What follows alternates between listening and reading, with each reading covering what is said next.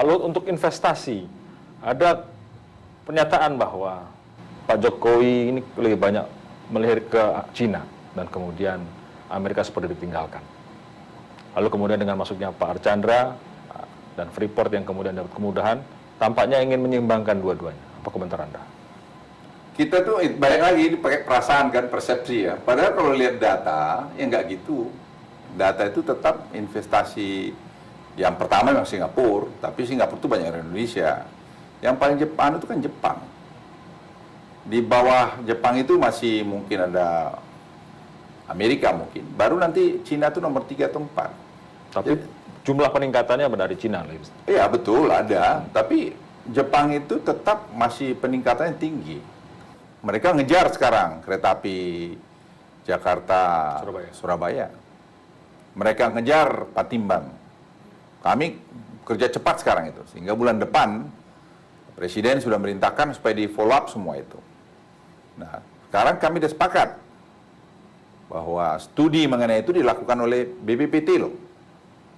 Nah, saya ajak Jepang ikut aja kalian gitu. Tapi nggak mesti kalian dapat loh. Kalau kalian tidak bisa kasih offer yang lebih baik, ya kita kasih pada orang lain. Seperti kasus dengan kereta cepat Bandung-Jakarta itu. Ya, kita lihatlah nanti mana yang lebih cepat. Tapi sekarang kita lihat, kita kasih peluang mereka. Kalau mungkin ada yang lain, nanti kita lihat. Kan banyak yang bisa hitung-hitungan.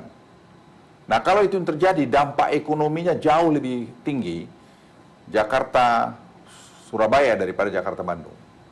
Kenapa? Yaitu tadi, banyak sentra-sentra ekonomi lagi bisa dibangun antara Jakarta Surabaya. Bisa pembawaan kontainer, kita kan mau bikin dry port sekarang.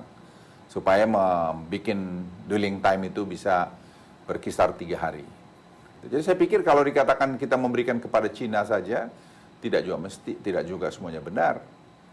Tapi bahwa kemarin dia kebetulan dapat jadi isu rame itu, yes. Tapi ingat, Jawa 1 dan Jawa 5, 2 kali 1000 megawatt dan 2 kali 800 megawatt listrik, itu kalau saya tidak keliru yang dapat Jepang.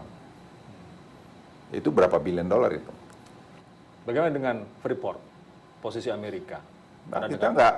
Kami itu posisi soal Freeport itu pegang aturan aja, undang-undang kita bagaimana ya, kita pegang itu. Dulu aja orang banyak menceritakan yang macam-macam. Tidak pernah posisi presiden itu ingin melanggar peraturan perundang-undangan yang ada. Tidak ada. Kalau itu mau dirubah, ya di DPR sekarang kan mau ada revisi Undang-Undang Minerba yang harus selesai Januari. Ya nanti DPR dengan kita ngomong gimana.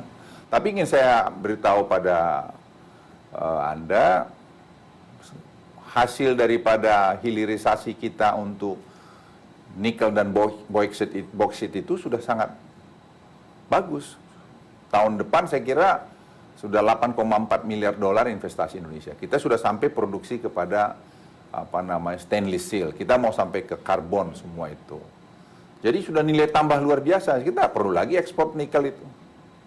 Soal smelter bagaimana? Smelter? Ya smelter harus itu. Walaupun sampai sekarang belum realistis. Ya kalau soal itu Freeport dengan Newmont, ya sekarang Pak Jonan kita bicara, dan waktu saya masih jadi pelaksana tugas, saya beritahu nggak bisa, tawar-tawaran. Harus dibangun. Nah, bahwa membangun itu sekarang terlambat karena dari kita juga sebenarnya, jangan salah, Undang-Undang Minerba itu kan 2009. Waktu itu kita tidak segera membuat peraturan pelaksanaannya, sehingga tahu-tahu kita katakan 2014 harus jadi. Ya nggak mungkin lah. Akhirnya terjadilah masalah ini sekarang. Nah, sekarang pemerintah cari jalan keluarnya. Gimana supaya pengusaha tidak dirugikan, tapi negara juga tidak dirugikan. Ini lagi kita cari solusinya bagaimana.